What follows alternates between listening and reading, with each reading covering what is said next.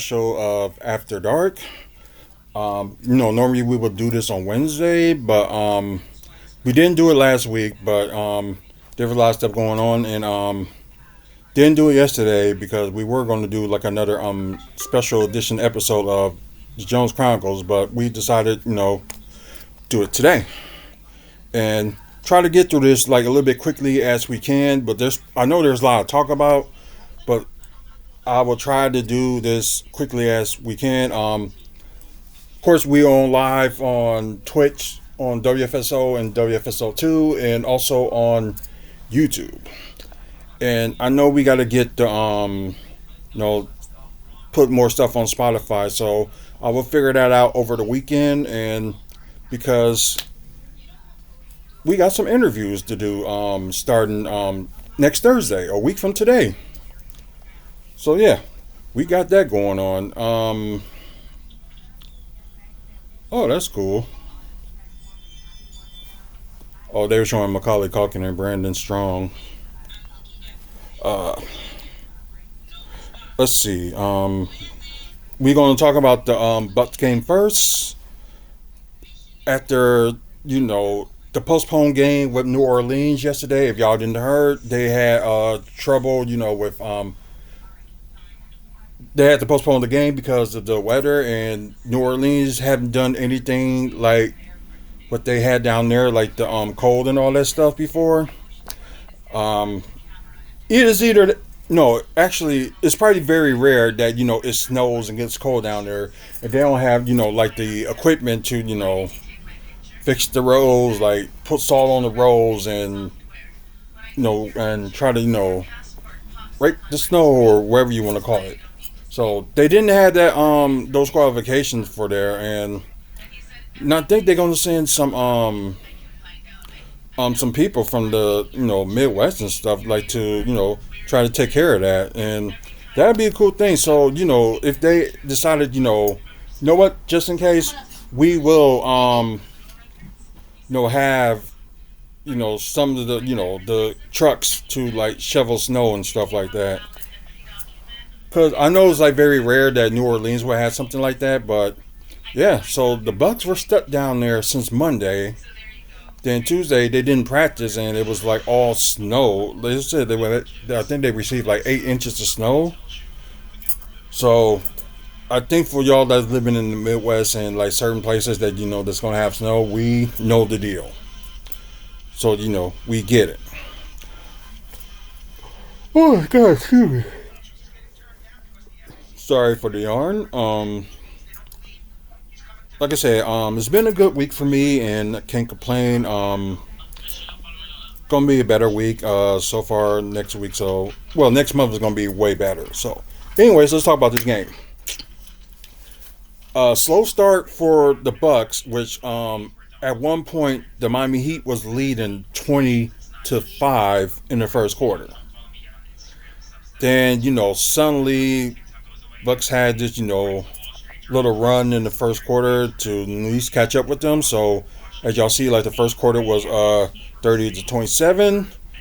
Then it was like an on switch that the team got going, and yeah, after all that after they came back in the second quarter, the Bucks had led ever since in that second quarter. So all the way through the game they led. Still, like a few mistakes they doing, like they, like in the beginning, like they couldn't defend the three, and it seems like when in the second half they got a little bit better, a little bit defending the three. So that's one thing. And I know like some people was thinking like we still need an athletic big, and I agree with you. That is true.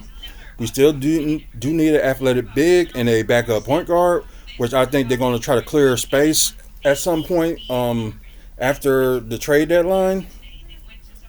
I think they will do that.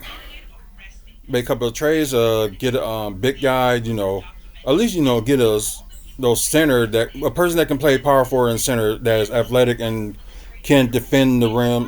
Can, I wouldn't say can always shoot, but maybe like they do some mid range shooting and good in the paint as well.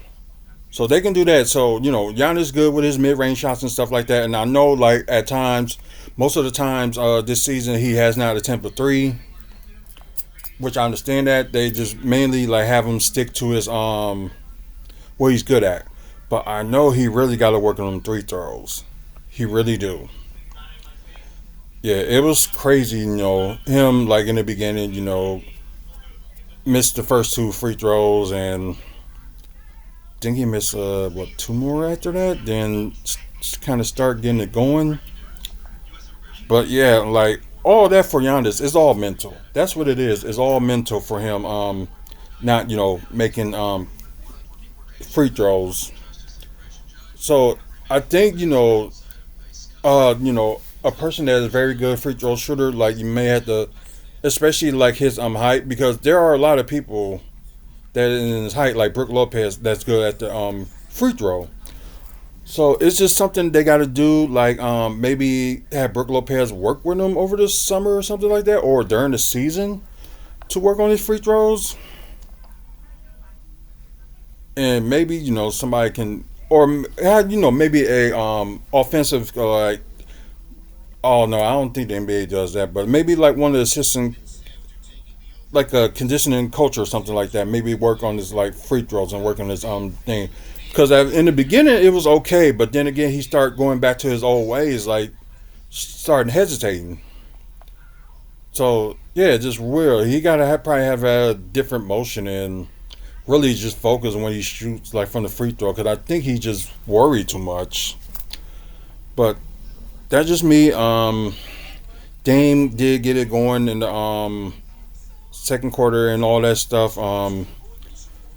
And some of the shots he made, especially I think he made a three. He had like a free throws from the three, and he was getting like he got hacked from that, and he made all three of the free throws. Then turnover by Miami. Then they gave it to Damian Lillard at the last second, and he made the three at the buzzer. So that's why you see it was very close, 30-27. So that's the first quarter, and I think that's the highest. Yeah, the highest that Miami has scored in a quarter.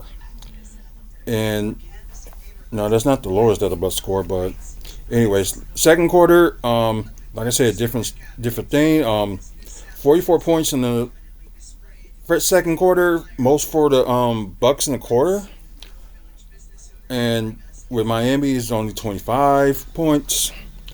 Um, let's see. Oh God, they got a list for like wish list for players to get traded. Half of the Celtics, half of the Lakers. No, I hate when they do that. They always focus on the big market teams. Anyways, you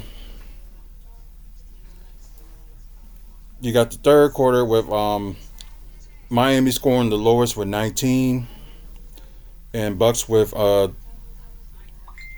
23, and I think that's the lowest that the Bucks has scored in the quarter. Then then you got the fourth quarter where like the Bucks look like they went off a little bit, 31-22. So yeah, that's huge. And you know what? Here's the funny thing. I know some people gonna give me shade for this, but we did it without Chris Middleton. As some of these Middleton fans made it seem like he's the savior, and we did this game without him. So one win for the good guys. But like I've been saying all this time, I'm probably gonna keep saying it until either Chris Middleton's career is over or if he gets traded during the trade deadline. That he's a good player, but he's not the savior of this team. He's not. So anyway, let's get to the team status. We're gonna do it Miami first. As you can see, not good.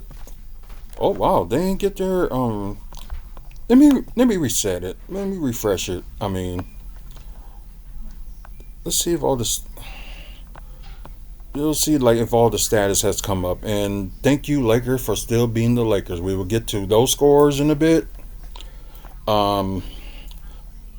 Wow, they still didn't update that, so that's crazy.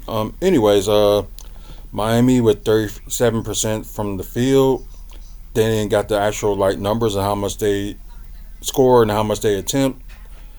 Yeah, that's kind of weird. But 3 point percentages, yeah, that's a real low for them. About 24%. Wait, did they finally did it? Nope, they didn't. 34 or 92 with 24% from three. Then the free throws. Oh wow. Oh wait a minute. Okay, I see what they did here. It's kind of screwed up and messed up. On this they like still adding in this, but okay, 34 or 92. That's 37%. Okay, 12 of 51 from three with, like I said, 24%. Then not bad for three free throws. 16 of 21 with 76.2%. 13 offensive rebounds, but then again, you got a different star lineup, with Keller Ware and Bam Adebayo for your power forward and center. Yeah, it's gonna be bound to happen. So still our rebounds is an issue. Well, especially offensive rebounds. But you can understand why some teams don't have offensive rebounds because they mostly make their points.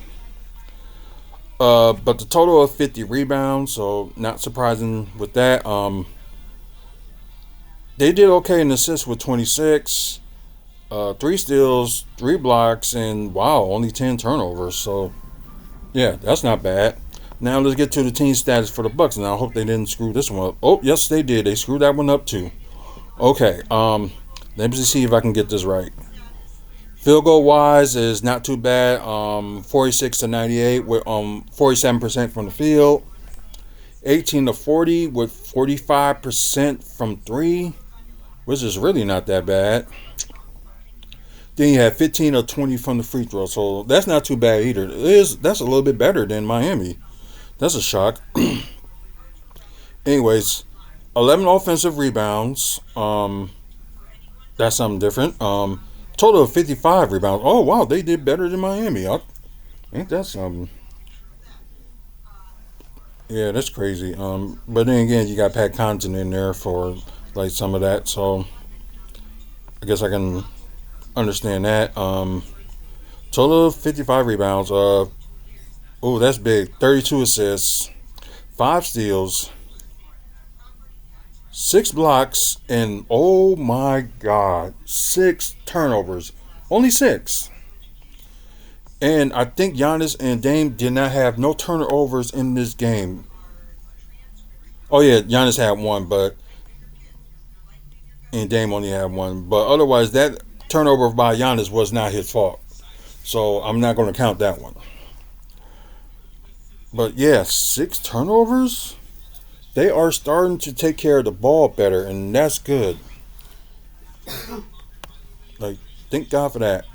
Anyways, let's get to the player status. Um, we might as well say Miami's big four, and of course y'all know about the Jimmy Butler situation that he got suspended for I think it was like just some conduct or something, and also he missed his flight for I think like getting here or something like that. But yeah, so they suspended them for this game, and I think they got Brooklyn either tomorrow or they got them sometime on Friday. I don't know, but no, tomorrow or Saturday. Sorry, because I'm thinking today's Thursday. Duh. Um, I guess I'm thinking like today was Wednesday, so I apologize. Um, Duncan Robinson had a good start, but just like the rest of the quarters was not that good. 12 points, one steal, four assists, one rebound, 101 from the free throw, 3 of 12 from three, and 4 of 13 from the field. Yikes.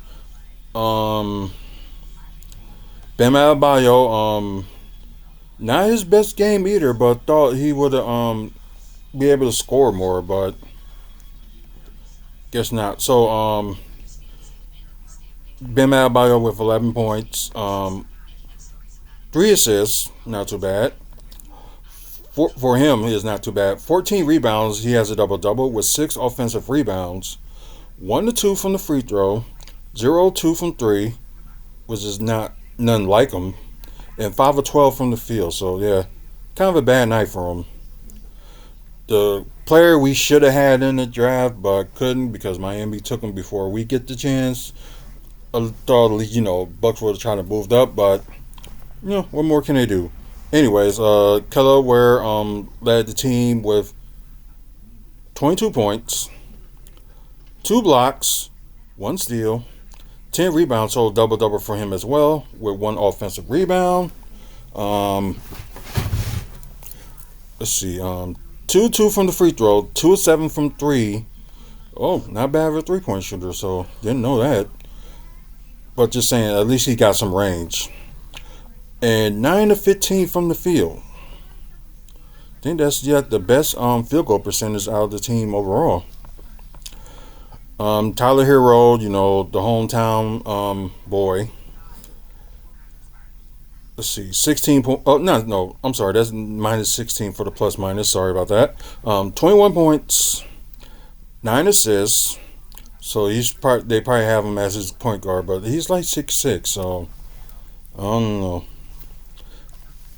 But anyways, near a double-double, 3 rebounds with 1 offensive rebound. Perfect 5 of 5 from the free throw, but 4 of 13 from 3 and 6 of 19 from the field. Yeah, that's kind of bad too. Probably only 2 players that's worth mentioning that will score at least like 7 points or more from the bench. Oh, Nikola Jovic. I'm sorry. Yeah, Jovic. Should have been another guy we should have got, but anyways, 8 points, 2 assists, 2 rebounds, 2 of 2 from the free throw, 2 of 6 from 3, and 2 of 6 from the field. Yeah. And I think Terry Rozier. Oh, he didn't have a good game either. Jamie Jaquez Jr. With 8 points, 1 block, 4 assists, 3 rebounds, 2 of 2 from the free throw, 0 of 2 from 3, and 3 of 8 from the field. So now we can move on to player status from the Bucks. Torian Prince, not a good shooting night for him. Kind of sucks. But Yazan Akumbo with 25 points. Okay, he don't have the highest plus minus, but we'll get to who got the highest plus minus in a minute. Anyways, 25 points, plus 19, 3 blocks, which is good, 4 assists, 12 rebounds, so double-double, with 2 offensive rebounds. Yeah, he got really working on free throws. 5 of 10 from the free throw and 10 of 18 from the field. Don't know what's going on with Brook Lopez and field goals, but then again, yeah, he got to do a little bit better. I know he's old, but still got to do something. Anyways, he had 11 points. It's plus minus plus 17, shockingly. 3 blocks, 1 steal, 1 assist, 4 rebounds. Like I said, his rebound got to be better with 1 offensive rebound, 2 of 2 from the free throw, 1 of 4 from 3, and 4 of 11 from the field. Damian Lillard, like we said, he had that horrible first quarter start, and like half of it, I don't know what happened, but he had the game high in scoring with 29. Like I said, only 1 turnover, which is fine. 2 steals, 11 assists, and apparently he did have like a rebound, but it should have been triple double. But yeah, they took that rebound away from him, so he had 9. So double double, but like 1 rebound away from the triple double. So like I said, they took 1 away from him. Kind of sucks. 1 offensive rebound though. Perfect 6 of 6 from the free throw, 5 of 14 from 3, and 9 of 21 from the field. There are 3 players worth mentioning that score 7 points or more. So yeah, we do got a good bench. We will talk about a little bit of another player as well, so we will talk about that in a second. We got Bobby Portis did a little better.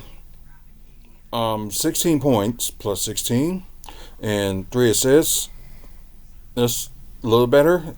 8 rebounds with 3 offensive rebounds. 2 from the free throw, 0-1 from 3, and 7-14 from the field. So that's not too bad. Tyler Smith only played 4 minutes and had like 6 points already.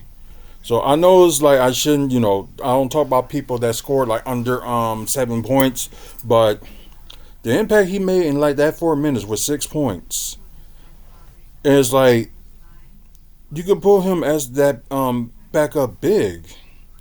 And I guess I just don't get why, they're not using him. And I think Liam Robbins had like might have an injury or something, so they probably would have used them both. But yeah, like 2 from 3 and 2-3 from the field goal. Yeah, they got to start playing him more too. So we'll see.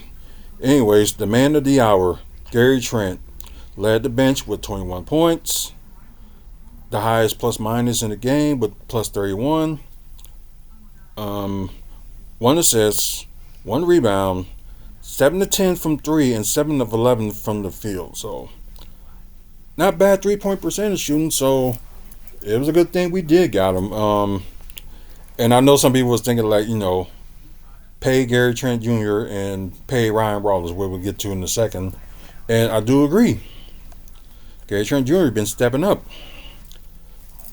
I know the first month of the NBA season he wasn't doing that great, but worked out more and getting his shooting stroke like he has in when he was in Toronto. So it's really worth it. Ryan Rollins with 7 points, with plus minus of plus 21, 1 steal, 1 assist, 1 to 3 from 3, but 3 to 5 from the field. So not too bad for the field goal. And yeah, like I said, they really got to have him on the main roster, not in the two-way, because I know like you can use the 2 ways, like their times is almost up. Well, not for like Chris Livingston and Tyler Smith, they're not on 2-way, they're on like main contracts. It's just mainly you got Ryan Rollins, Stanley Oubre, and Liam Robbins on 2-way contracts. And I think they use Ryan Rollins more than anything, so I know they probably gonna end up like stopping that soon when it comes to the So yeah, they gotta do something in the NBA trade deadline just to like make a roster space. I think one of the things they're gonna do, they're gonna cut out Deion Wright. If they can't trade him, they probably will just cut him. And they make any other trades. If it's somebody's like around the 2 million mark, they end up like getting. They will just easily just do a buyout. But yeah, we know Pat Connaughton was in talks. They're gonna trade him. Well, try to trade him. Because I think his, shooting ain't like what he used to, but we don't know what's going on with him as of late. Because he looks like he's getting a little bit better in certain games. But yeah, final score 125-96. The next time these two teams face each other, probably gonna end up being without Jimmy Butler because they might end up trading him by then. But or if they can't find a trade for him, they'll buy him out. Because I think he's a free agent this summer, and he's not gonna sign an extension. So the next time they face each other, back here in Milwaukee on February 23rd, that will be on ESPN. Then after that, the Bucks will go against the Heat in Miami April 5th. So hopefully, no snow or anything happen by then, but weird things can happen. So hopefully, it don't get to that point. The next team they actually gonna face, and they're going to face the Los Angeles Clippers. So this will be their first time being in that new arena by LA Clippers. So yeah, that'll be interesting. So, 2 teams in 2 cities with 2 different arenas. But then again, with the arena with the Clippers is more expensive. But then again, I guess you can understand why, because the owner is a billionaire himself. So, why not? Um, but yeah, we're gonna go to the Let's talk about the other games first, and I know there's a few of them that's going on right now. Um, let's see who's first. Uh, no, we're gonna go down the line. So let me change that. Um, Chicago losing to Golden State with 2:06 remaining in the third quarter, 78-86. Um, okay, yeah, they really didn't up the Boston score because I'm watching it right over here. So yeah, this really need an update. So, anyways, fourth quarter with 9:25 to go, Boston 68, Lakers 92. Thank you, LA. Something that you're good at. Anyways, 41-63, Clippers beating the Wizards in halftime, so it may be in the third quarter at that point. Um, Earlier, the Spurs and Pacers played in Paris. Spurs win 140 to 110. What is going on with the Pacers? I don't know. Portland, wow, beat Orlando 101 to 79. That's a big one. Toronto beat Atlanta. That's a big one too. 122 119. Dallas and OKC. Okay, that's Dallas beat them 121 to 115. So that probably means Cleveland still got the best record in the NBA with that OKC lost to Dallas. Um, Dallas had like a big game the other day too, and they was very close to winning that one, but I think they lost.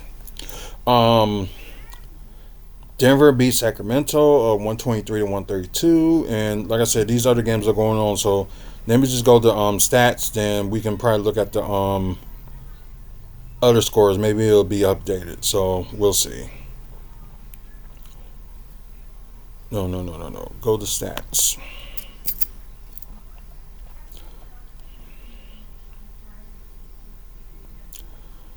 Um. Okay, yeah, they finally updated it. Third quarter, Clippers are up 80 to 59. Third quarter in the 4:14 remaining. There we go. Fourth quarter with 8:53 remaining. Lakers up by 15. 70. Wait a minute. 70, 80. Oh, by 25. I'm sorry. 70 to 95. Of course, Golden State still up on Chicago, 87 to 108. Fourth quarter with 7:33 remaining, and that should be good. Giannis Antetokounmpo, now he's second in scoring in the NBA with 31 point. Well, I might as well say that's 32 points a game. Um, Still in fifth in rebound with 12 rebounds a game. Brook Lopez is still up there with in fifth with blocks per game. So good for something, and congratulations on his 3 blocks. Maybe he can start getting something like that going. Let's see. I don't think we're gonna look at scoring status and stuff. If they would have played their game yesterday, we would have. But I don't think it's like there's no point because they don't update their stats until tomorrow. Yeah, sad for ESPN, but let's go standings.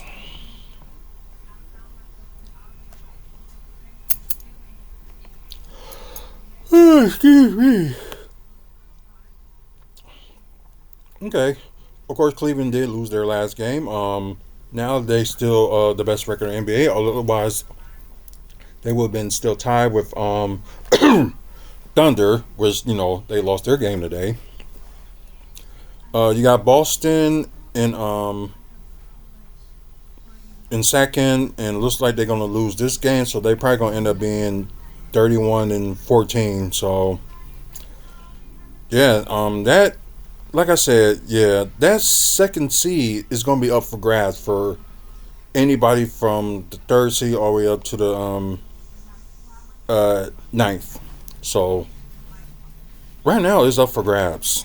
I might as well say that because if,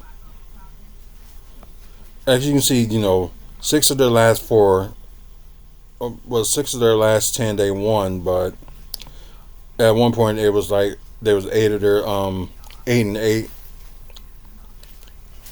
but now you see they won 2 straight, and yeah, and according to what they just showing on here, they got Dallas, so that'll be interesting.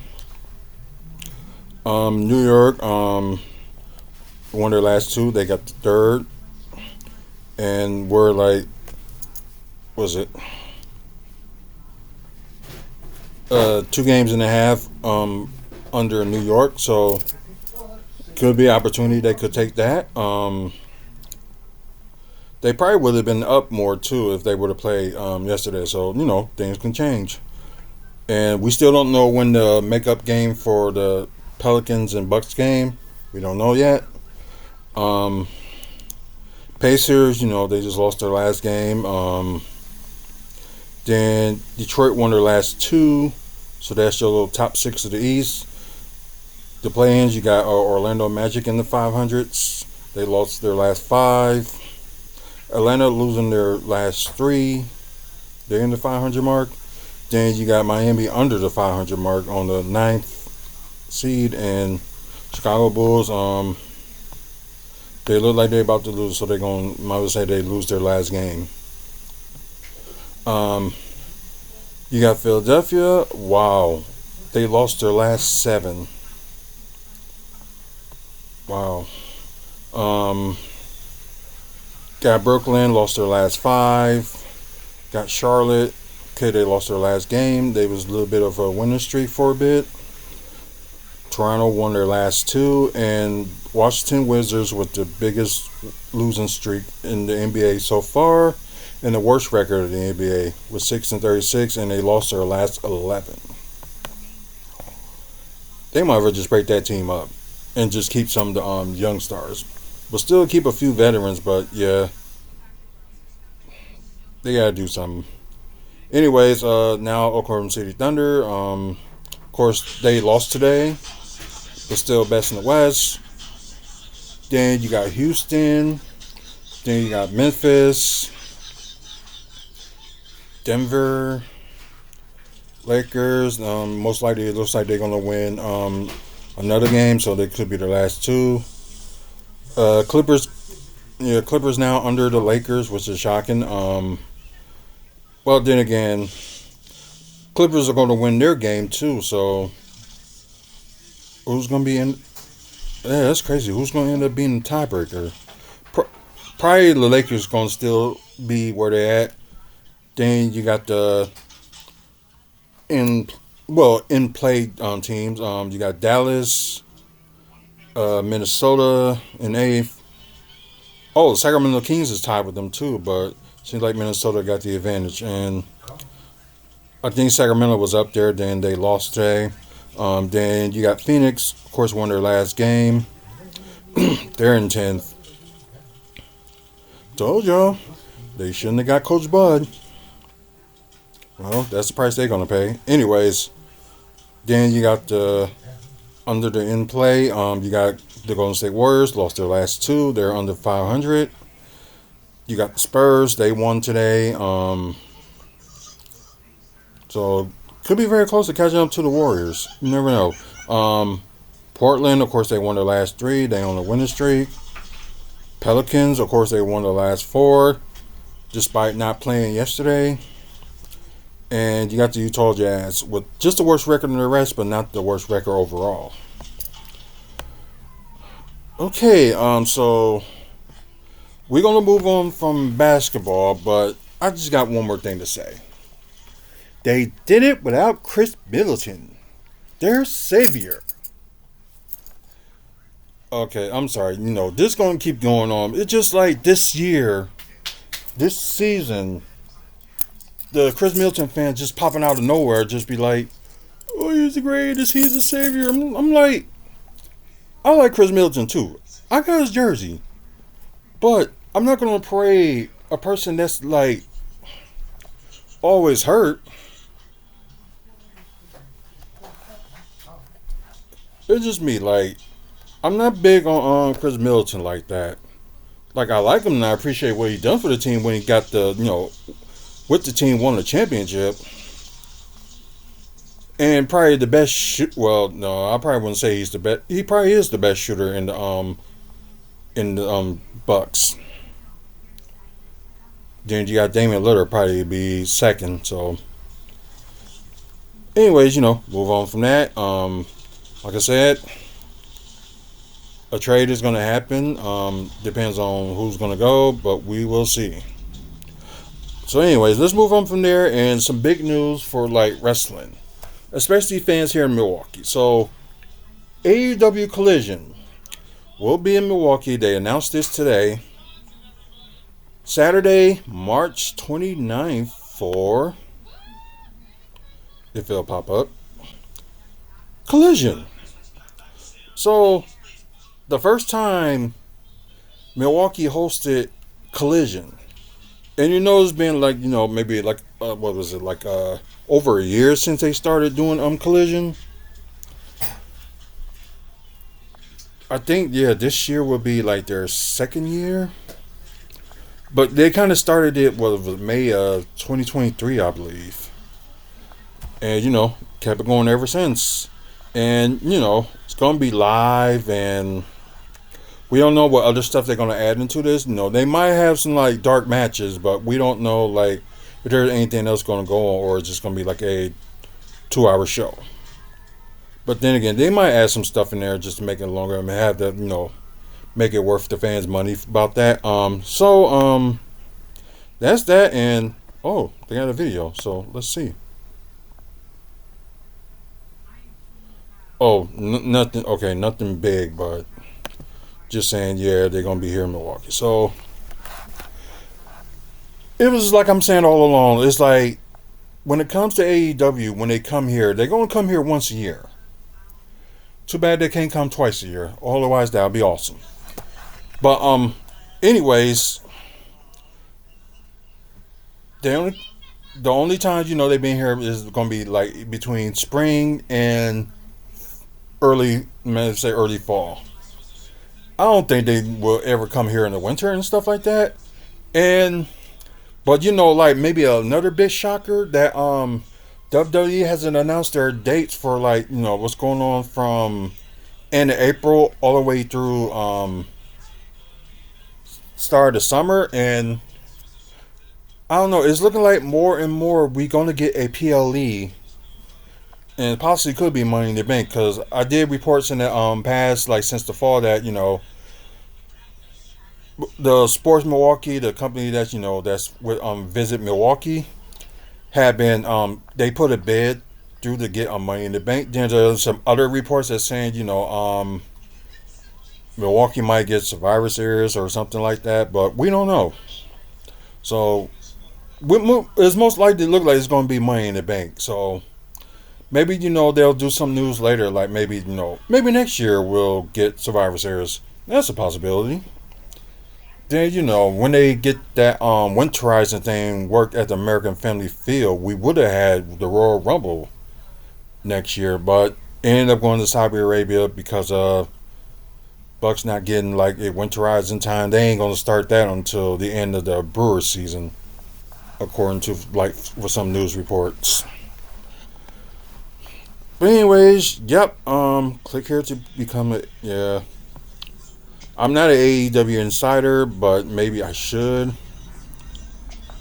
But as I mentioned, like the time when they was here, not too long ago, they was here this past September. Tickets didn't do too well. It was like 25 to maybe like 35% of the building was full with Dynamite when they had here in September. Then they had one a year later in April. I wasn't at that one. I don't know how the attendance was but when I was going, like the first time they had Dynamite, but I think there was another 2 times that I did not go. Oh yeah, because it was going to be in 2020, but they had to postpone it and it ended up being like in 2021. The first time they was here. So I did went to that one, and Yeah, it was a full crowd.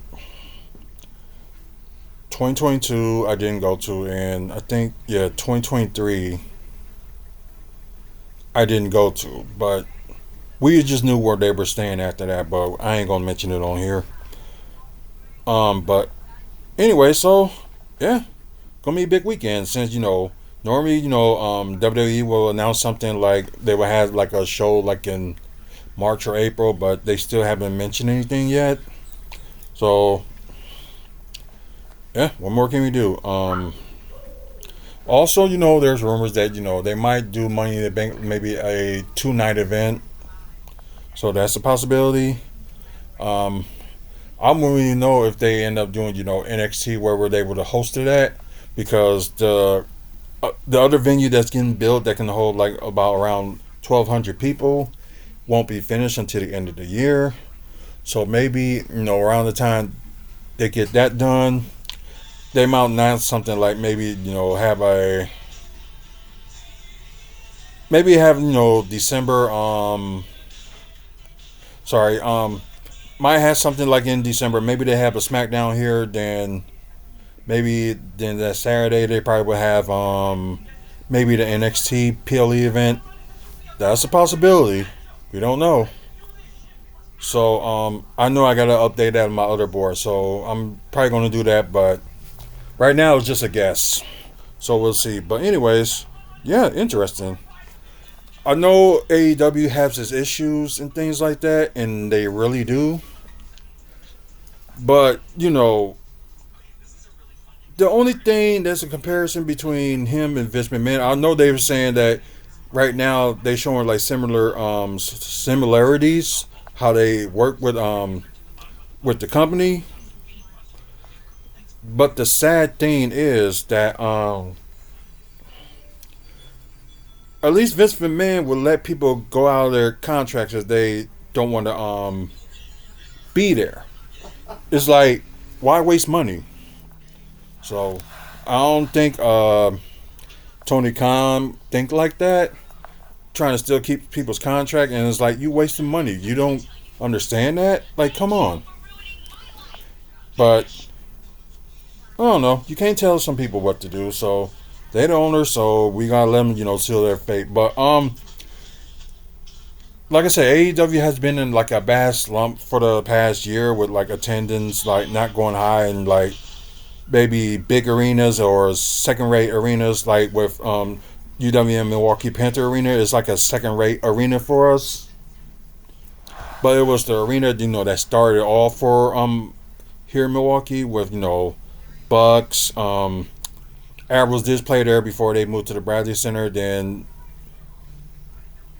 like like 5-6 years ago, the Arrows ended up moving back to there, and the Wave had to end up moving to UW and Panther Arena. So, yeah. Well, then again, there's good things that's going on in Milwaukee. So, although it's probably going to take for like some years for other stuff to get finished, but yeah, this is going to be a good decade for Milwaukee. So far so good. But anyways, yeah. As soon as we know like information about this with the collision and when tickets go on sale and stuff like that, we will let you know. Um, we'll see. They'll do a pre-show, then they do a sale. So I will expect they will announce something within like couple of weeks. Yeah, within a couple of weeks. So maybe next week they'll mention when tickets go sale and stuff like that, or like in like maybe that first week of February they will probably announce something then. Because then again, they're gonna have to announce more dates in February for like for April, and well, they already got the beginning of April already set up. Of course, like April 6th would be AEW Dynasty will be in Philadelphia, which would be a week after this one. Yeah, the week after this one. So that's interesting. Like Collision here, then before Collision comes here, they had Dynamite in St. Paul, Minnesota. So have that, then Dynamite will be in Illinois, and I think it's Peoria, Illinois, I believe. Then they will go to Philadelphia for Dynasty. So all that stuff is connected. So those were they announced today. There was a little bit more shows in March they announced, but we're not going to get into all that. But let me just say this page, and let's see. There's some like other wrestling news besides Malachi is being done with freaking no Malachi Black is done with AEW. We will talk about that in a minute, but I will talk about Britt Baker has been in like a little bit of, I wouldn't say like trouble with some of the higher ups for AEW. It started with the stuff that that Adam Cole and Britt Baker broke up, then big stuff about the cheating accusations and stuff like that. So I can't say more about it because I don't know. But yeah, they're not, I don't think they're gonna let her go out of her contract. But then again, Tony Khan. But at least you can be like, okay, I don't think we can work with you anymore. We're gonna let you go, or honor people with their like want to let go on their contracts. I think with Malachi Black, his contract expired, so and he wasn't going to re-sign with AEW. So yeah, what more can you do? That's the wife, ladies and gentlemen. But yeah, we can talk about Nikki Bella for a bit. That they were in talks to bring in Nikki Bella back. Both sides, WWE and Nikki Bella, are interested, and I don't care what anybody says. If you get like people returning on their second second trip or whatever you want to call it, or second reign or whatever you want to call it, like. I know everybody was like critical on the Bella twins because they're twins and they thought they got higher up because of who they were married to. But they was on the Diva search and they thought about keep them, and yeah, they 3-time Divas championship combined for both Nikki and Brie. But he's talking to Cock Lady. Oh, he's talking to that same woman. Cock Lady. He says it's rooster. I say it's a giant cock. I'm sorry about that, people.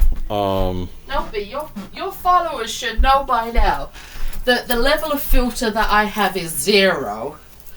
The level of F's given is none. And I love them all because they follow you and they support you, and you are the most wonderful person in my life. And I love you to the moon and back, even though you like AEW, but it's the biggest pile of poop in a basket. Yeah, like it's just like I just mentioned. They do got their problems. I'll tell you how much I like AEW, okay? I like AEW as much as Monday Night Raw liked Hogan the other day. That's how much I like it. And that's very bad, too. Yeah, it is. If y'all probably think that was good, yeah, that's very bad. But I did like a video like a while back, that with AEW, with their issues and things like that, and like how could they fix it. And I did have like a thing with a poll where some people was saying, what their problems was and the issue was, but dang, that was maybe in like about 4 months, like 4 or 5 months ago. I know it was and it had to be somewhere in October. That was after, I went to their last show when they was here in Milwaukee. And like I said, 25 to 35% attendance, or that's what they had in like that building. Yeah, it was crazy. But I know it's like it could seat up to maybe like about, since they did, the ring stage and stuff like that, maybe they'll have enough to have, 9,000 people into. Yeah. Because I know the total of it, if you have a basketball game, is 10,000. And that's the overall how much people they can fit in there in that arena. So you probably got to count like minus quarter of that. So if they end up having, like 7,000 or like 8,000 people at the most, they would have been successful. But I'm sorry, but it looked like it was only like 500, maybe like 400 people there this past September. So hopefully, with like them having like putting Collision on, and plus that being live and something different. Maybe this will be a little bit of a boost. Like they can't do any small arenas because us here I know I was talking to a friend that we talk about, they did ECW there, and I had to look back on that. And the thing was that AEW at that time, that was like in '06 and '07 when they was doing their own tour, that no, it's not big enough. And of course you like it's something that, maybe NXT, if they do like a house show, NXT will probably end up doing the raid, but back then when the NXT was here, they did the Turner Hall building, which is nearly across the street from both Fodger Forum and the Panther Arena. So I don't know how that would work if they would have did like AEW. So AEW did do the right thing and just stayed booking with UW Panther Arena, but maybe they might do you know that new venue that we're gonna have is not even named yet, but it could be a possibility. TNA or NXT will do something in that building, so that would be huge. And plus, with that new venue that's going to be right next to the Panther Arena and kind of like next to the Panther Arena, I think like over the summer they're going to announce concerts and other event dates. So I know they plan to have at least 100 events a year. It possibly could be more than that. Depends on the Bucks playoffs. So it could be more than that. You never know. But we'll see. With the Deer District, they're gonna be. It seems like they're gonna be done with that area like a year later than planned. Um, oh yeah, Mustafa Ali did announce tonight when TNA was live. I didn't get to watch it, but I'm gonna watch it later. That did sign with TNA, so he returned during a Santana promo when Santana was saying that he was it's gonna be the year that he's become champion. Then Ali came out saying the same thing, kind of ignore Santana. So so that's one surprise. And other matches, I know there were like matches that was going on tonight, but I don't know the results of that, so I'm not gonna get to it, and I'm not gonna read any results or anything like that. And it's very rare that Wrestling Incorporated talk about TNA because it seems like they're really done. It's mainly like AEW and WWE. So if you're like an AEW fan and WWE fan, look them up at WrestlingIncorporated.com. And let me move this camera back. So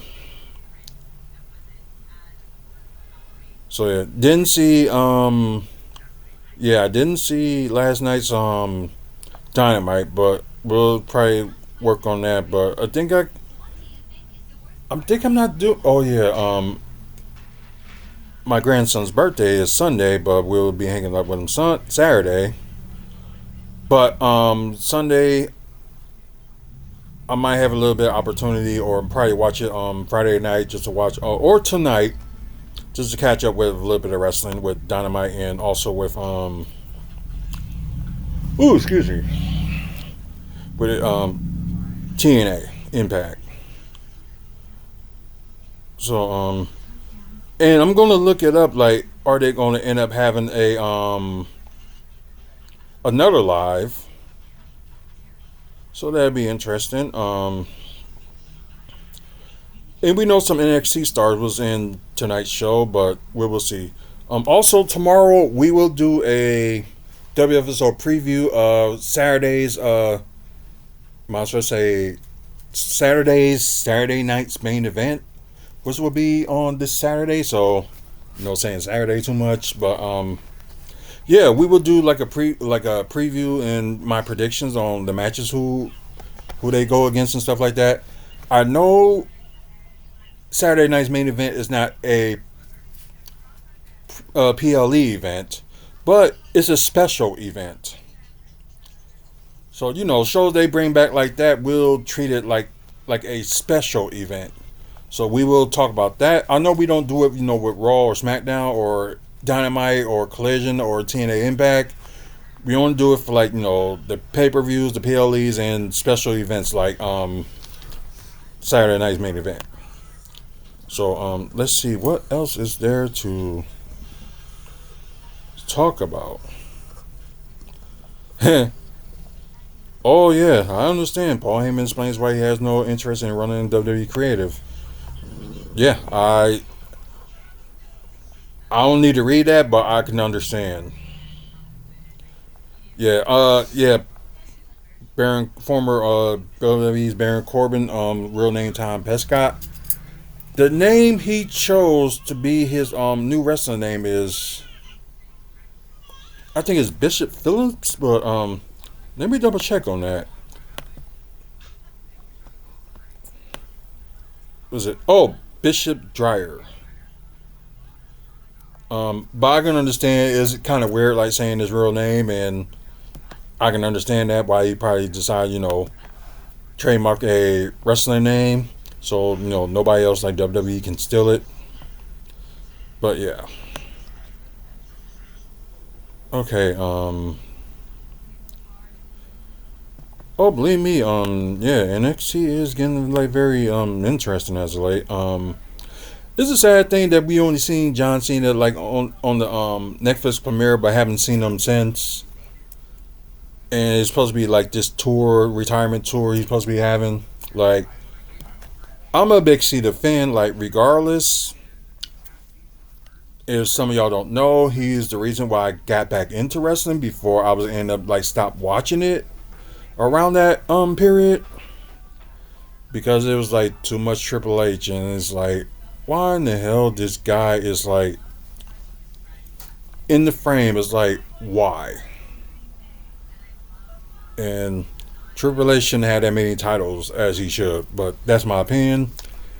And I guess the other thing is like, I don't hate him as, but no, like I used to hate him as a person and as a wrestler. I just hate him as a wrestler, but as a person and how he's running WWE, I give him a benefit of the doubt for that. But still, 50% don't like him, and 50% and 100% hate him as a wrestler. Let's see. Is there anything else?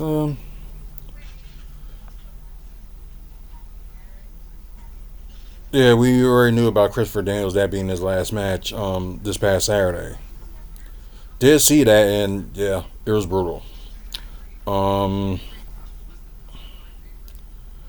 let's see, and I'm not happy with the Hurt Syndicate being Private Party, and Private Party only had those titles for like around 2 months. That's just crazy. Anyways, they postponed Alexa Bliss return, so it could be an interesting thing. They may save her for the Royal Rumble. So she was supposed to be back, not this past Monday, but the Monday before to make a return.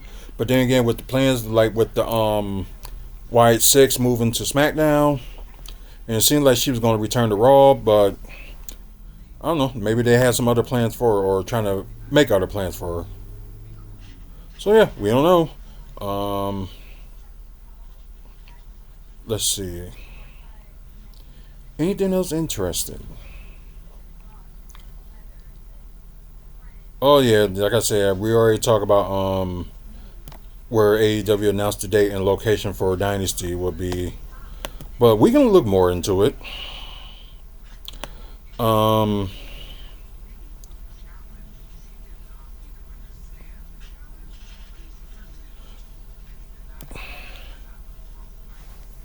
the AEW has announced a return of a Dynasty pay-per-view following its debut in 2024, as well as the location, date, and some extra TP tapings that will take place leading up to the event. So, after years going to the city of brotherly love for shows like Dynamite Collision and RH Supercard of Honor.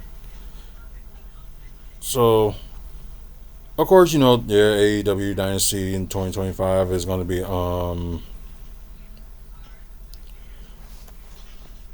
yeah, April 6th. Of course, they mentioned like the other shows, like I was just talking about, especially like Milwaukee they're being here for Collision on March 29th. it's like they'll be in Las Vegas on March 15th. Then you got Milwaukee, Wisconsin on March 29th. But they will be in St. Paul for Dynamite.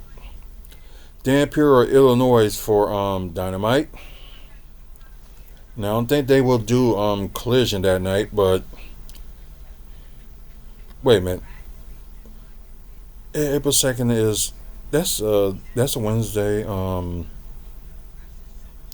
Third. Oh, that's a Sunday. Okay, Sunday, April 6th. Okay.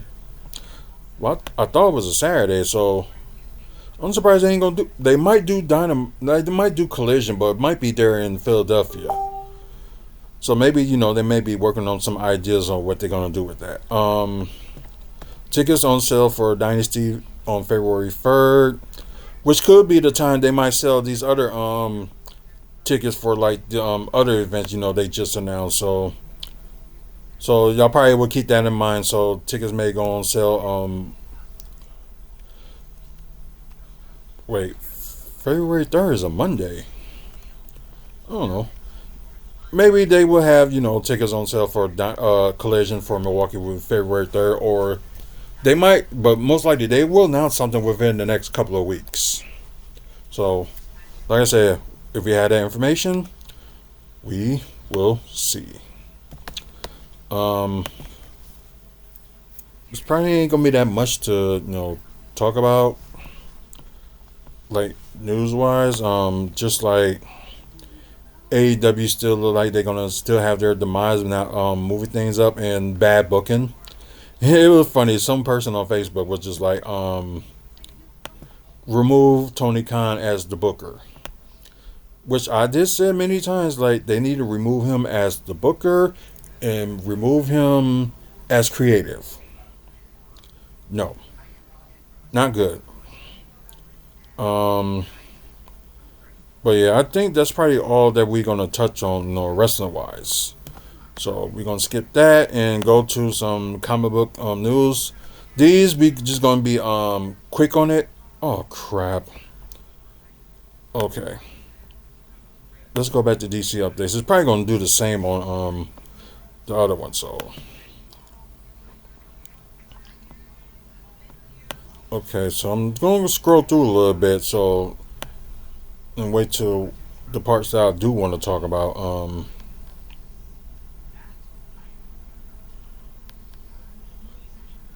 Well, that's a fan design of Supergirl suit. We don't know what it is, and it hasn't been like revealed yet. But the thing they did, as we moving right along, Bella Thorne is a popular fan choice for play Poison Ivy at some point. Maybe. Of course, talk about a little bit more of that Creature Commandos. That Clayface is alive in the DCU and didn't die in Creature Commandos. Um. Okay, the reports of Clayface's death have been greatly exaggerated.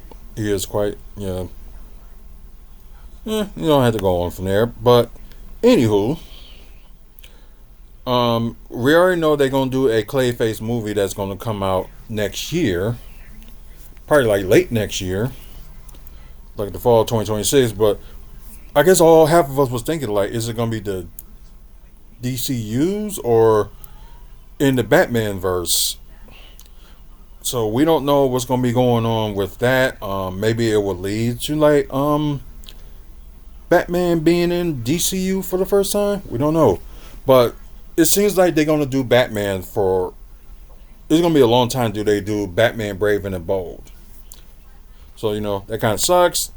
That should have been, in my opinion, that should have been like at least like the second movie you should have been working on and put out there. But it ended up being ended up being Supergirl, which I'm not upset with that, but them trying to put out only one movie a year instead of two. So this chapter one, Gods and Monsters, is going to be taking a very long time. Timothy Cavill reveals that The Dark Knight was the film that inspired him to become an actor. Okay. And first behind the scenes look at Supergirl Woman of Tomorrow. The woman that plays Supergirl, and that's the logo for Supergirl is actually look the same as the this Superman's logo that's coming out this year. So it's like the same thing, but a little bit more. It's more red and blue. So I would yeah, you can see that. So here's the first look at Supergirl symbol from the setup of Supergirl, Woman of Tomorrow. So it seems like she's gonna be like in maybe like a lighter, like a darker blue. That's maybe how the suit's gonna be. This is just a guess, so I don't know. So we already know that that's what the logo is gonna be, but the maybe that's like the picture of it, how it looks if it's on the cape. Which who knows if it actually will be on the cape, but oh cool, fan made a half court shot. That's cool. But yeah, they did compare the two, so if y'all can see there, for this year's and next year's. But anyway, we'll see how that goes. But I know, like, if Superman doesn't succeed this year, but Creature Commandos in the DCU is up to a good start, so maybe they're gonna end up, starting with like more TV series if the movie things doesn't work out. That's just a guess, but I don't know if it's actually gonna happen. And I think it's like one of the biggest anticipated movies of the year was Superman. And surprisingly, you already know the number one most anticipation of movies they want to see is Captain America: Brave and the Bold, which will be out on Valentine's Day. So, yeah, interesting. But they do the previews on the 14th, and Valentine's Day it will be released officially. So hopefully I'll try to see it that first weekend. But we'll see.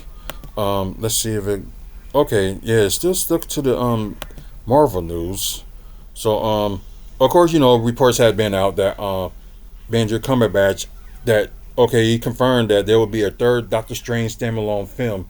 So that's a possibility that might be before Secret Wars, because it was also announced that he is not going to be in Doomsday. He's probably going to end up doing something else because he also like the ending of Doctor Strange Multiverse of Madness. That he's going to take care of like other incursions that's going on. So and that could be part of it. Maybe this could be an idea. They can say like okay, they destroy all the Kings, and that would work from there. So that's a possibility they can do that. So just eliminate Kane out of position. But then again, that's not going to be before Doomsday. So God, that was a bad idea.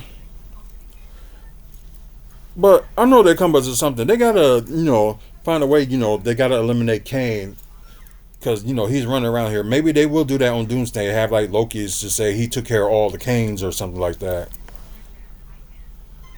That's the only thing that probably could work. I would have said Doctor Strange there's probably work on Doctor Strange 3, but it's in between Doomsday and Secret Wars. Ooh, nice dunk. I didn't see that one. So yeah, see moving on. Marvel Studios reportedly found a female lead in the main villain for Spider-Man 4. Whereas we think the idea of this probably will be well, some people point out there's going to be Glenn Station. Then you're going to point out another that's Felicia Hardy. So they were saying that something if they go with the Spider-Man Blue comic, they might end up having Glenn Stacy on there. But they follow some stuff of the comic books, but they change everything else from that. So they may do something a little bit different. You never know. We don't know officially what's the word yet. We already know that they still working on the script. So, and it got till was it like mid to late summer to start? No, mid to late spring to start shooting. So, but then again, they done like movies before where they like only 75% finish the script and they were just going along with it after they shoot the scenes and stuff like that. So that's happened before. So not even. Evil 2, thanks for the follow on Twitch. I appreciate it. Um, Sorry if I pronounced your name wrong, but thanks for the follow. So, woohoo. Sorry.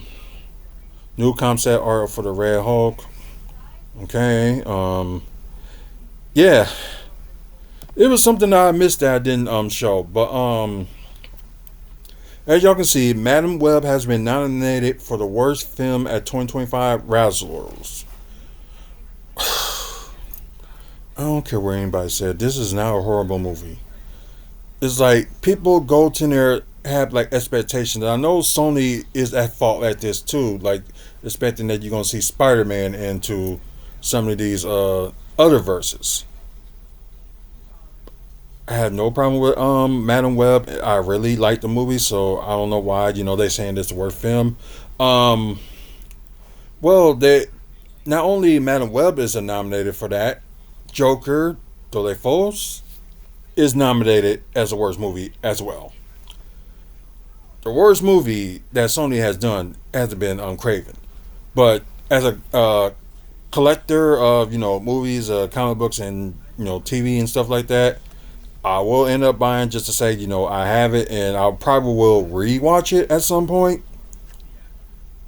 Because if y'all don't know the story, if y'all see the WFSO movie review, oh my god, I fell asleep in most of that movie. Yeah, yeah, it's that bad that I slept through most of the movie. So that tells you something. Um. Anyway, so I probably will get a like fresher look if I watch it again. Then maybe be like, hmm, maybe that was something that I missed. Okay. Um. But Madam Web should not be on there. I'm sorry, but it just shouldn't. Like, I think the dumb move was Sony was like, okay, if we put anything that's Marvel related, like fans will watch. Somewhat true.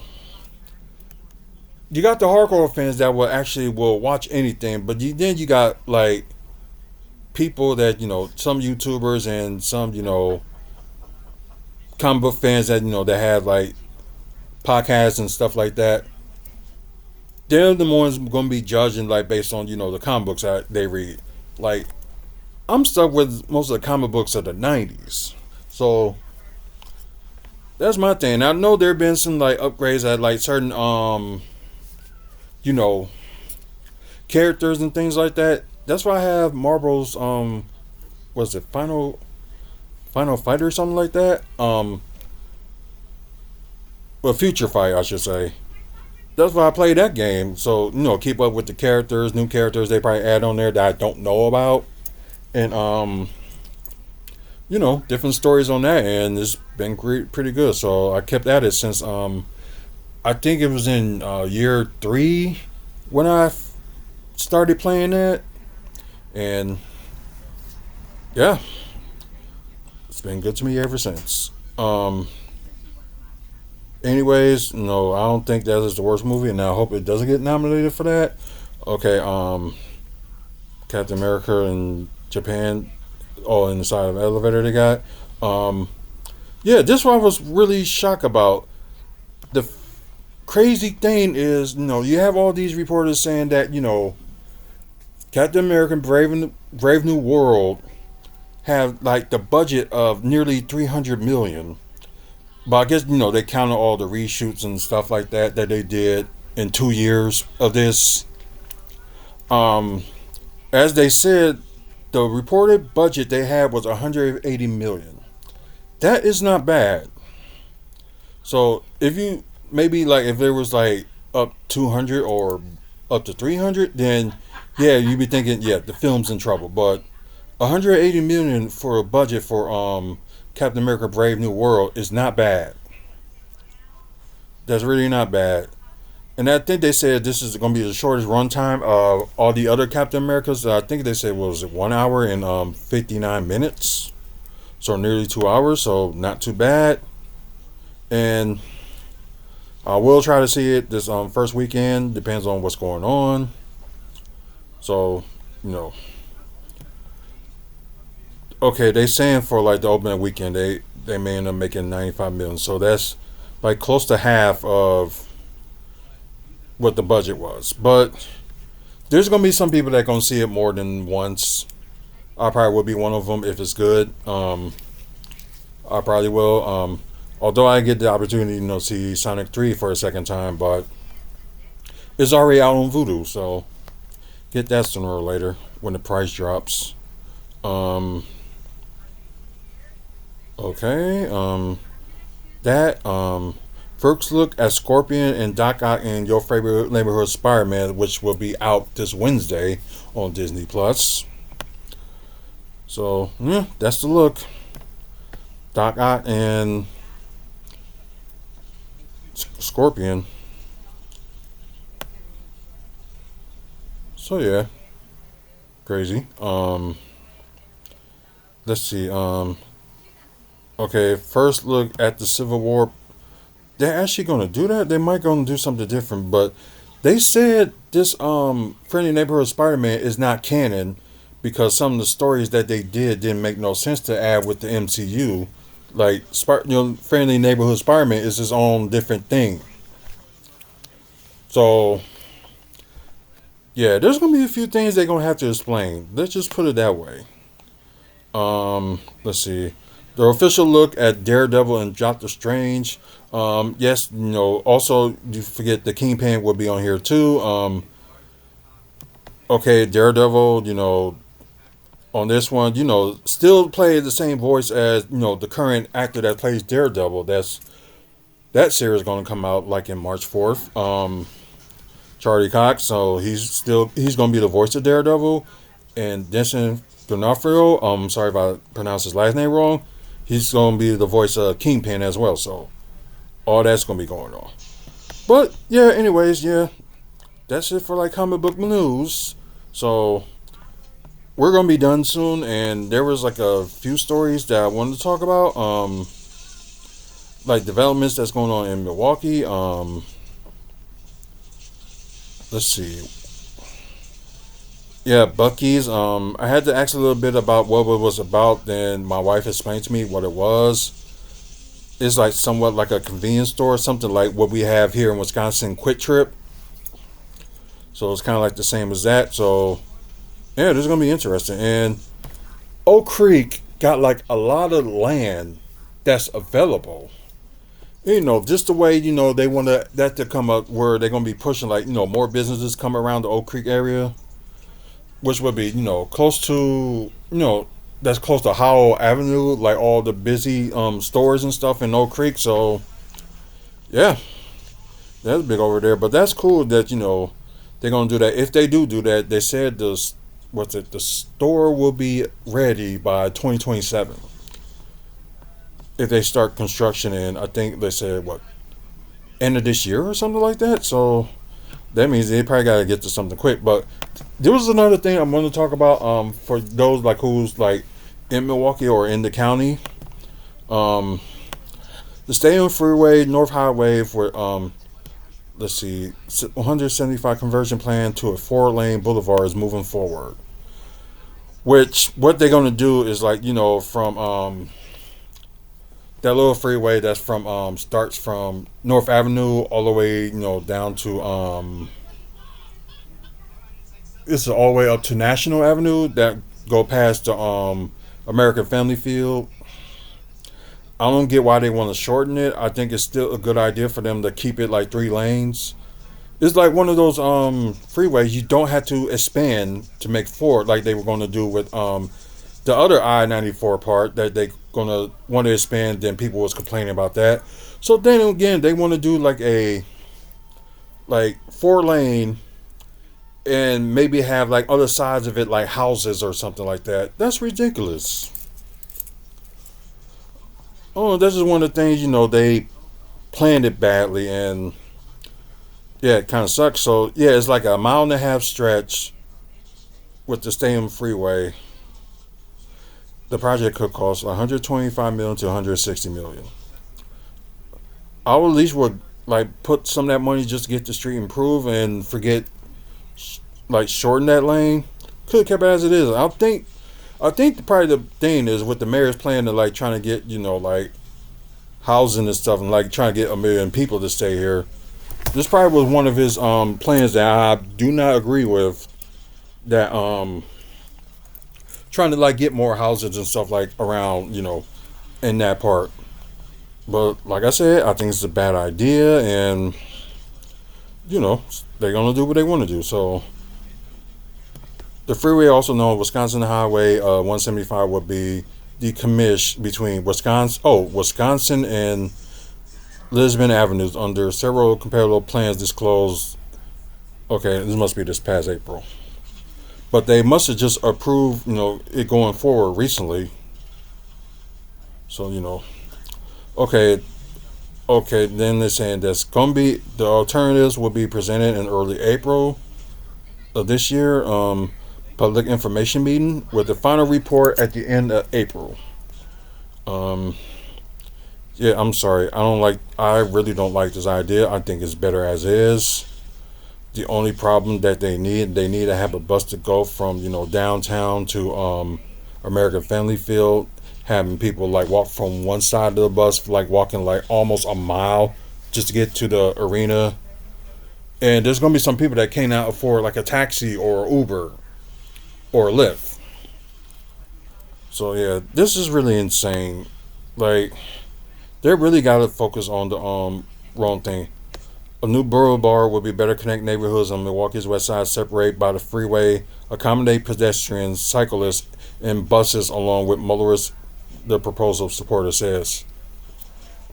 I get that part, and I know that's one of the plans they doing in 2025, and maybe having like a bus go from certain parts of Milwaukee that goes through the American Family Field. So that's a good start. But it's like they had to catch like if they live downtown, like what's the point for them like trying to catch like two buses from there to there? But I know I would like have to anyway. Like if I'm still in this house, which I really hate this duplex. I really hate it. Just hope we move soon. But anyways, the thing is that if this plan moves along, what they want to do with these buses, and I didn't even go to none of them. I think they still got a few more next month, so we'll see. But anyway, if the plan go forward with the one of the plans they said they're gonna add like another bus route that goes through Miller Park and keeps all the way going through because the bus that goes that way and keep on going, that would be Route 56. So there's just a lot of crazy plans that they got for the county bus. So and they claim they putting it in our hands, and they'll probably start doing it because when I'm start complaining about they need to have the 14 extend to go to the American Family Field. Maybe that's the way they did it. Department is requesting funding in this year through 2027 state budget to do the design work. If that funding approved, there will be requests for additional funding in the future state budget. Oh wow! See, there's no point of doing it. The earliest construction starting date will be in 2030. There's no point. They made it seem like they was going to do it sooner or something like that. That's just ridiculous.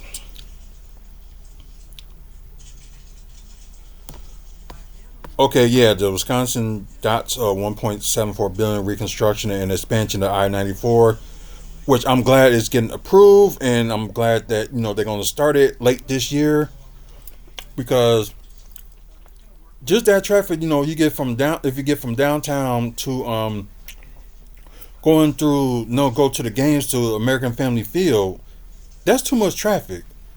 And I know that Milwaukee and Wisconsin itself is way behind on the times at times.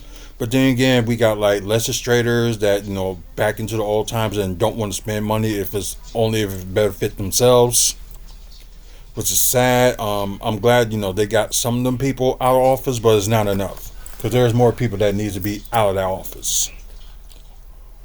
But yeah, I'm glad they're gonna start beginning construction in late 2025. So that would be a big change. So I think that probably will be ready in maybe late 2026 and early 2027. Maybe just probably have to work they got to do. So they got to close one way and make the extra line or extra extension rail. Then it's gonna turn from like 6 lanes to 8. So I'm glad they're gonna start doing that, and the traffic won't be as bad. They did their improvements with the Marquette interchange area, so that's big improvements with that. And they working on some stuff that the highway that's not that far from here.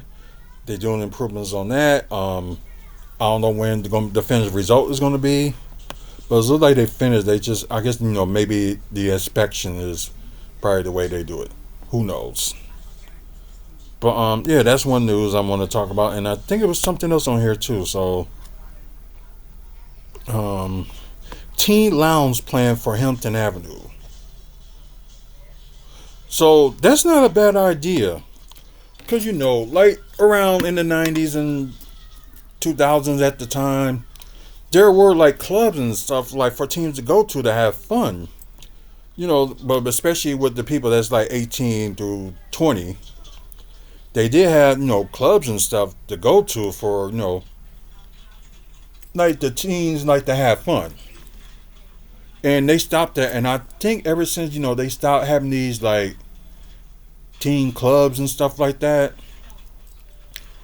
I think that's where the problem was right there. That teens, well, besides the bad behavior that they got and causing some of the stuff that happened, like you gotta be with a parent for if you're 20, if you're under 21 to be at malls because they don't know how to act. There's always fights and stuff. The only mall that doesn't have that rule yet is Southridge, but I don't know if Brookfield Square has that law. But Yes, they do. oh, they do. Yeah. Okay. And well, you might as well say Grand Avenue is not really that much of a mall anymore. It's more like just a convenient place to chill at. It's mostly eatery, and it's still got some stores that you can shop at, which is not bad. But they need more stores around there. I'm glad what they did with Kohl's. Open that up last year. Yeah, I think it was early last year or late 2023 or something like that. But I'm glad that they working on that. And then there's still like eateries and stuff. They're gonna add in more. My sorry. My only complaint about that Monday through Friday they close at midnight, and they should be open until like bars close. Maybe some of the eateries and stuff should close at midnight or something like that. But they have a bar in there too. Like at least have that open until bar closing. I don't know. That's my one problem right there. And like they had like a couple of radio stations in there. They also have a school in there too for like college people. They got that going on. Walgreens is still there. TJ Maxx is still there. Foot Locker, they just moved it from out one part of the mall, then just made it like kind of like his own store. They combined it with like Kid Foot Locker because the only Foot Locker that's in like downtown. But besides the ones in the mall, but at least you got like Foot Locker there in the downtown. Like everything else that should be like there, like in stores and stuff. Like we were saying, they needed more stores like to shop at, like how it is at malls, like just have its own thing. Maybe do a little bit something like what Bayshore are doing, like with just like town malls or something like that. But anyways, like I said, this is a good idea. You keep teens busy to do like a teen lounge. This is a rare day that Sharon Hart's home isn't full of kids. The mother of three often plays to host her 10, 15, and 17-year-old friends, especially since activities on the youth outside the house are limited. which is true. They can't go anywhere anymore, which is true. Nothing that malls or even certain restaurants require parental supervision. So, yeah, because some of the teens, like in the past, had ruined it for them. So, yeah, okay. Working in reality with plans to open a teen and out a youth specific lounge. Let's see. Okay, often a safe place to hang out with friends, listen to music, play games, and additionally daily activities. She plans to host like weekly events including karaoke and open mic, as well as monthly workshops, technical skills like barbarian, hairstylist, and contracting. There, that's not a bad idea. Let's see. Proposed teen and out space will include a stage of performances and counter seating where patrons can enjoy mocktails. It's probably like the cocktails without alcohol.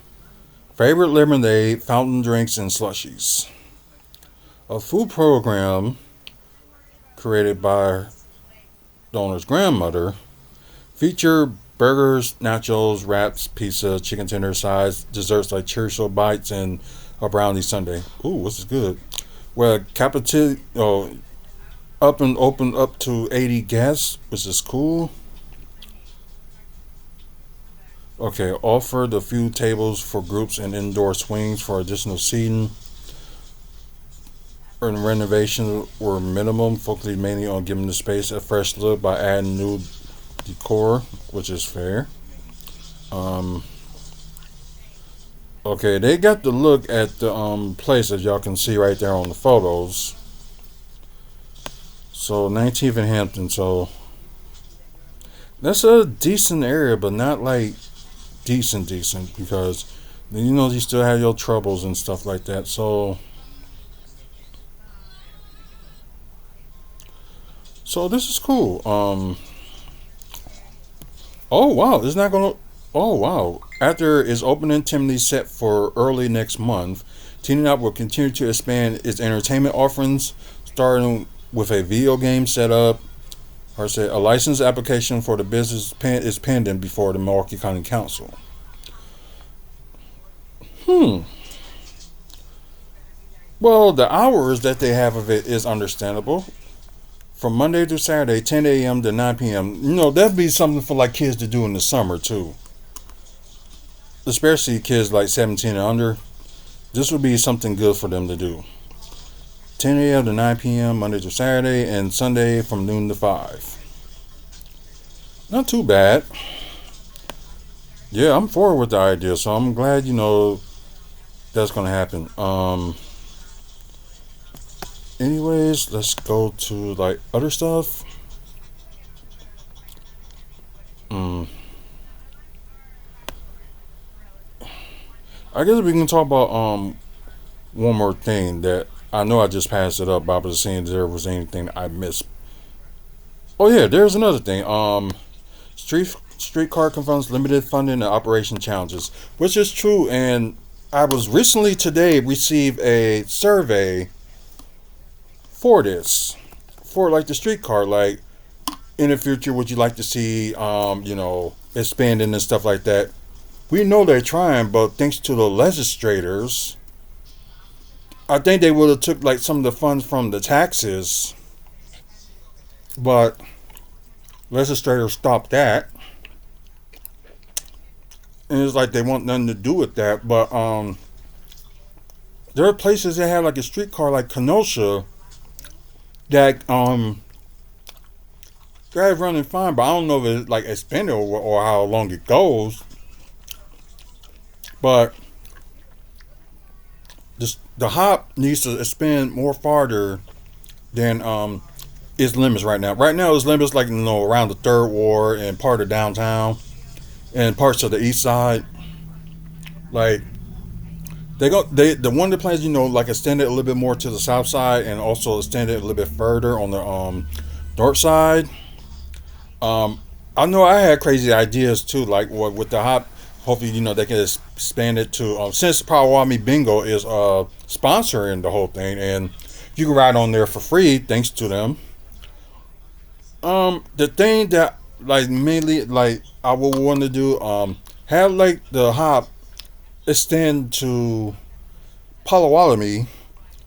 Probably more easier for people to like get to work and and kind of get home in a way instead of have to go up the stairs and go to that bridge and wait for the was it Route 24. Um, yeah, that's crazy. Like I said, like an idea that would be also have like a hop extended from wherever the starting point they will do all the way up to Potawatomi, all the way up to American Family Field. Because it would be good for something like that. I already know they have plans, to try to build like something that's up to the Fires of Forum, but they're gonna go like longer than that. And I think the farthest they want to go with like from downtown is like from is Station all the way up to North Avenue, or Martin Luther King Drive and North Avenue. That's the farthest they want to go, and that was a good idea. But then again, once again, other plans stopped at like COVID. That's why it was like a big delay to him opening up the L line, which is the lakefront. So you got that one going up to the lakefront, and that started like I I think they started mid last year, and yeah, that's a hit, especially in the summer. Like easier for you to go to Summerfest and the Summerfest grounds at least for like any like events and stuff that's going on. So make it more easy. But let me see what they say on here.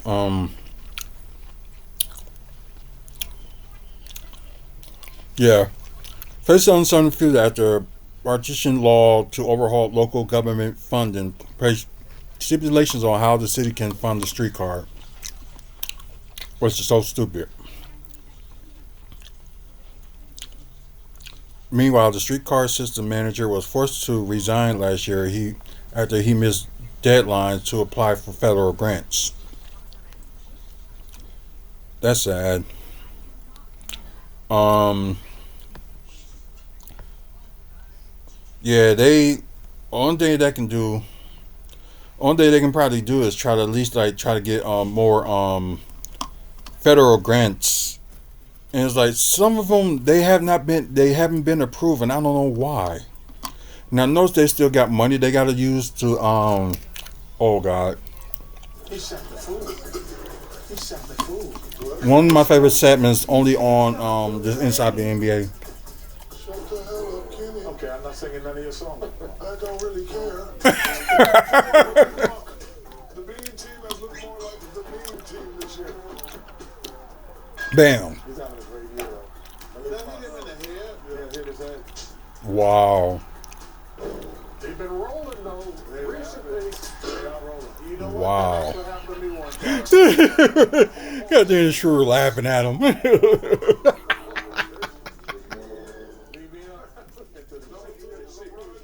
LeBron James. This is the first 40-year-old to appear or check the... No, not oh my goodness. Not the king. Hey, at least you getting the rebounds. Sound effects machine going crazy.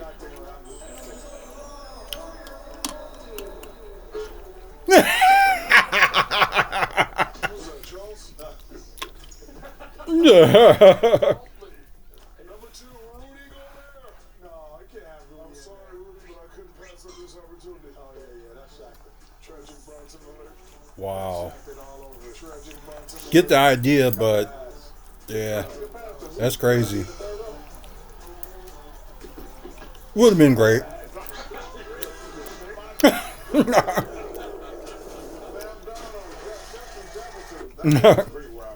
Boston? Boston Celtics could not beat the Hawks' help defense. Can you say it with me? Come on, Earl, let me hear you. Come on, Chuck. Oh, Come on, man. Everybody in the studio, let me hear you. wow.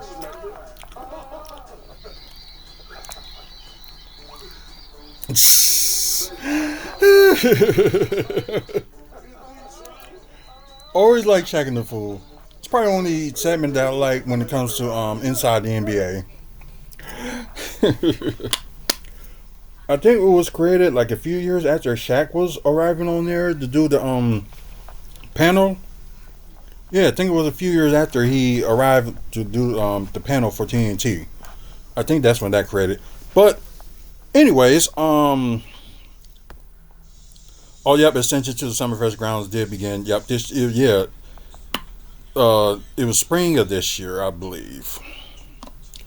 Yeah, it was as soon as they was done with the those apartments that were like that had like the railing for the hop like underneath. They already had the funding, to do that, do like that extension already, and they mostly did it. They were just waiting on, the I forgot what they call that place, Country's or something like that. Country, yeah, they had to wait on that to get done. So that did get done this year. It seemed like they had to do that like over 3 years, but then again, like I said, you know, COVID.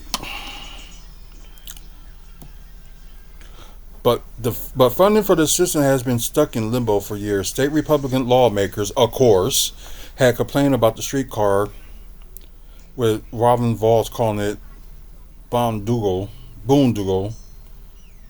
Stupid name, but whatever.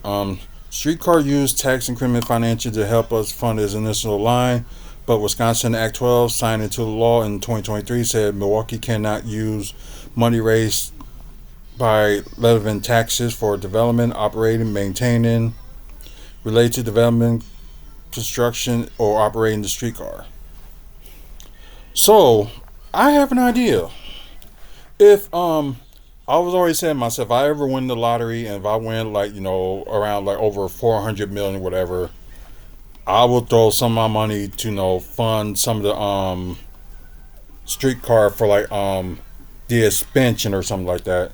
So probably sooner or later, they're gonna end up having to no other choice than to charge people to get on. Well, it's nothing but like they said, like the plan was, they was normally was gonna charge $1. That was supposed to be 2 years ago, but I don't think they had the thing fixed yet, and they say it was cheaper to operate it than closing it down. So during COVID, so yeah, I understand that, but maybe get them extensions done, do like a special fundraiser event. Maybe they can do something like that. Everybody there, donate some money or whatever, but save like at least donate like $1. At least I get somewhere, and do like a couple of fundraisers, and maybe they can get like some of the stuff paid up, and also have stuff to do. So I know the city's still looking for additional revenue for it, but oh, okay, they're looking for additional grant and sponsorship opportunity for the op to be able to expand. Yeah, that's a good idea. Sponsorship opportunities and additional grants. That was one of the things they were saying, but I might have got some of it wrong because the only like thing that's sponsoring them is Powawami Bingo and the Casino. Powawami was a casino in the hotel. I'm sorry. They're the only one that sponsoring the whole thing. So another plan is when you get the sponsors, put something together like maybe talk to the Pfizer Forum, well, people in the Deer District. Also talk to people in the Wisconsin District because it's going to affect them too if they do that expansion like through Pfizer Forum and all the way through, up to North Avenue.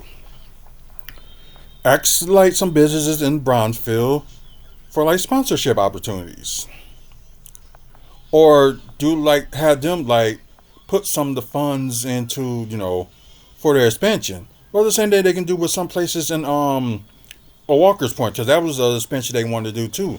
And the same thing, because they was thinking about doing expansions all the way up to UWM, which is pretty good too.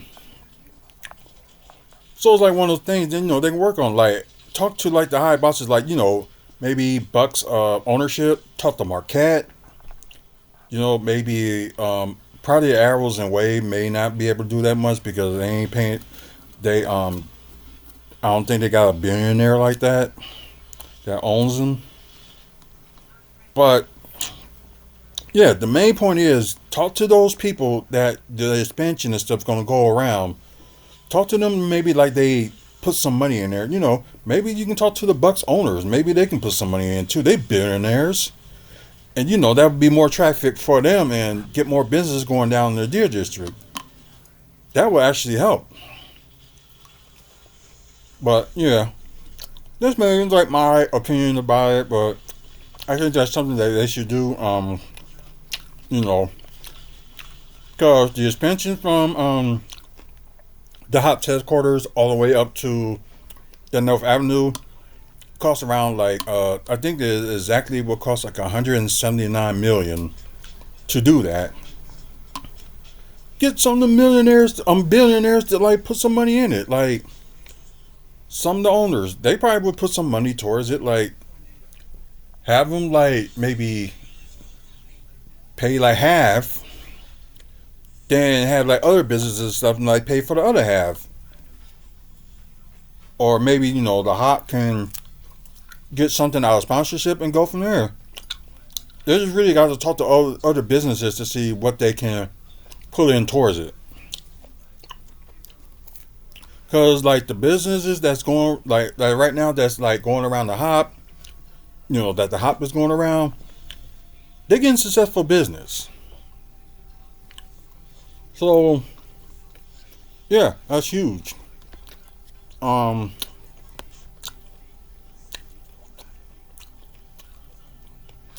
I already talked about that already.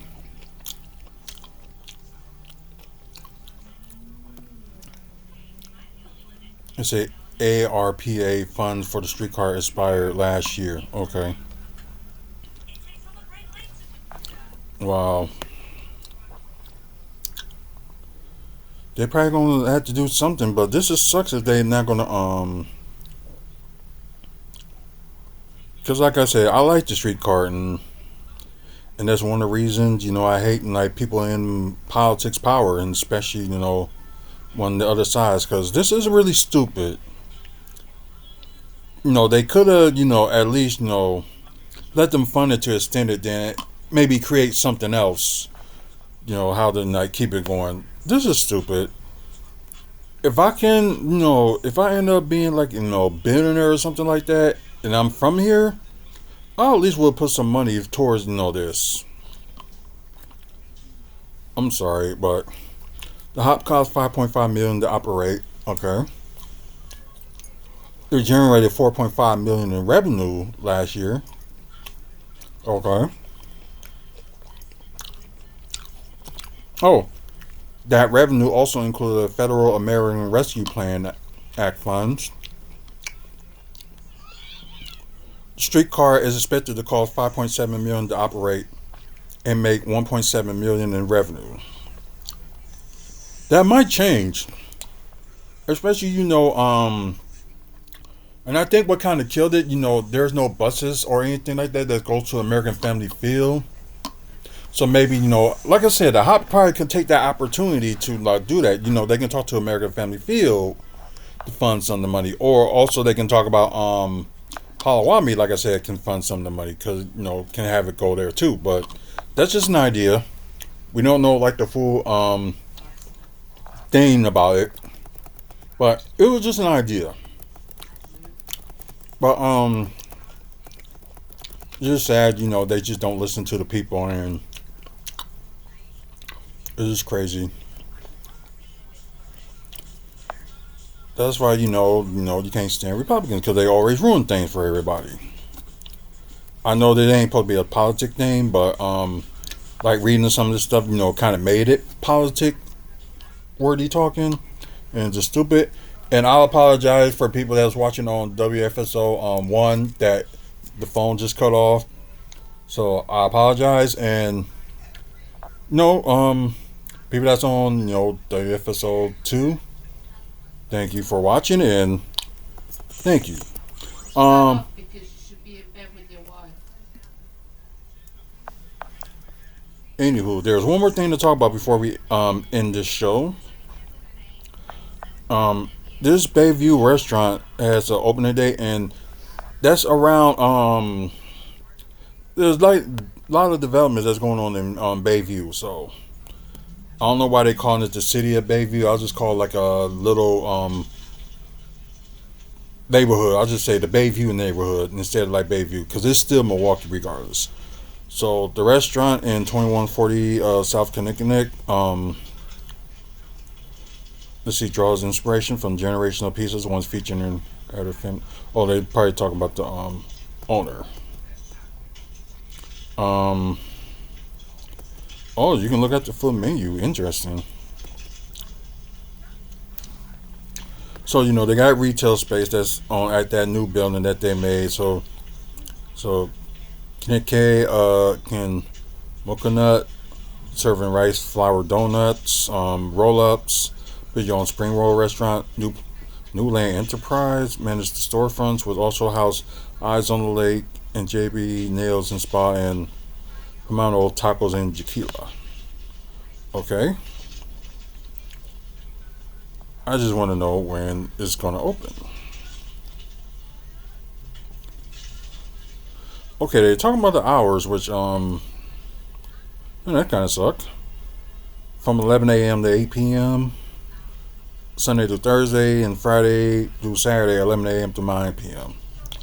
What happens to the late? Oh, it's going to open on Saturday. Okay. The restaurant will hold a private ceremony featuring traditional monk's blessing. The practice common Burnish culture and is intended to usher prosperity of good fortune.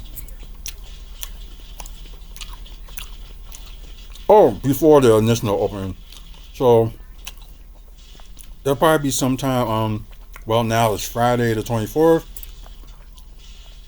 Possibly they probably will have something like that sometime today, then have it officially opening tomorrow. So that's what it looks like. So more eateries, and I don't know. Some people probably think we got like too many eatery places in the city. Maybe true that they need more people to like shop around in Milwaukee, but I don't know what to say. But I don't know. I think like mostly they need to have more shopping in downtown. So I already mentioned that before, but you know, whoever listened, that'd be a great idea. Otherwise, that's pretty much it for this video. Sorry it went on for like oh wow, almost 2 hours on this one. On the live. So thank y'all for watching. In WFSO 1, although it's like out, but WFSO 2. Appreciate the watch and appreciate the new followers that's on here. So please like spread the word about this channel. We talk about all the contents we talk about today, and that's what we do in this channel. So not that much explanatory. So yeah. So please, for you guys on YouTube, please like, subscribe, and over 22,400 videos so far for 16 years. But then again, it could have been more than that because some of the videos had to get deleted because of music purposes and stuff, and some of the music that we use, which kind of sucks. But yeah, over 2,400 videos and counting. So you guys get the chance, check it out. We're trying to get to 500 subscribers by the end of the month, which will be next Friday. If we can't get there, hopefully, mid-February at the maybe not the latest, maybe end of February at the latest. The main goal is like to get to 1,000 subscribers. So that's the main goal. That's everybody's main goal. But I know everybody's main goal to go higher and higher, because there's money involved. Why not? But Anyways, please check out the website wrestlingfanspeakout.weebly.com for like upcoming events, wrestling in the Midwest. Also, photos that we took with wrestlers and some Bucks pictures, and other information and stuff like that too as well. As they reshoring the game from earlier tonight with Miami and Milwaukee. So y'all get a chance, y'all can watch that on TNT, the replay of it. Ooh, excuse me. But anyways, thanks you guys for watching. Probably the next time we'll be on live is doing WFSO preview. Talk about, might as well say tomorrow's Saturday night main event.